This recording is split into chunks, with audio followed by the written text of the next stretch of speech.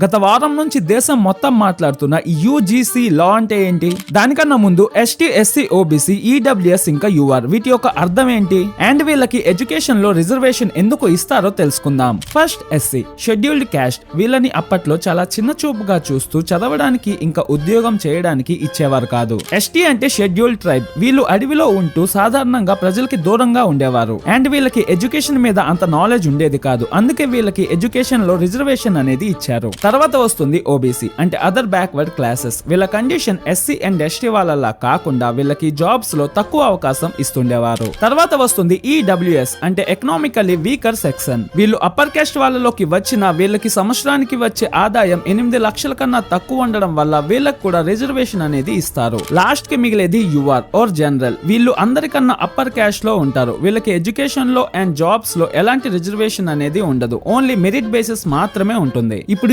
UGC గురించి మాట్లాడుకుంటే UGC అంటే యూనివర్సిటీ గ్రాంట్స్ కమిషన్. ఈ యూజీసీ కాలేజెస్ ఇంకా యూనివర్సిటీస్ లో ఉంటుంది. 2026లో యూజీసీ ఒక కొత్త రూల్ ని తెచ్చింది. అదే ప్రమోషన్ ఆఫ్ ఎక్విటీ రెగ్యులేషన్స్. దీని యొక్క ఉద్దేశం కాలేజెస్ ఇంకా యూనివర్సిటీస్ లో స్టూడెంట్స్ మధ్య ఎలాంటి జాతి విభేదాలు రాకుండా ఉండడానికి. ఇప్పుడు ప్రతి ఒక్క కాలేజ్ లో ఎక్విటీ కమిటీ అనేది కూర్చుంటుంది. వాళ్ళకి స్టూడెంట్ వెళ్లి డైరెక్ట్ గా కంప్లైంట్ చేయొచ్చు. అయితే ఇప్పుడు దేశం మొత్తం ఇన్ని ప్రొటెస్ట్లు, ఇన్ని గొడవలు ఎందుకు జరుగుతున్నాయి అంటే సపోజ్ ఎవరైనా తప్పుగా వెళ్లి కంప్లైంట్ చేస్తే వాడి పరిస్థితి ఏంటి? సపోజ్ ఒక స్టూడెంట్స్ తక్కువ మార్క్స్ తెస్తే టీచర్ తిట్టాడే అనుకో, ఆ టీచర్ ది తప్పైనట్టే. అంటే ఒక జనరల్ స్టూడెంట్ మీద తప్పుగా కంప్లైంట్ గాని రైజ్ అయితే వాడి పరిస్థితి ఏంటి? అందుకోసమే దేశం మొత్తం ప్రొటెస్టులతో నిండిపోయింది. ఒకవైపు జనరల్, ఒకవైపు ఎస్టీ, ఎస్సీ, ఓబీసీ. ఇన్ని గొడవలు జరిగినందుకు సుప్రీం కోర్టు స్టే ఆర్డర్ ని వేసింది.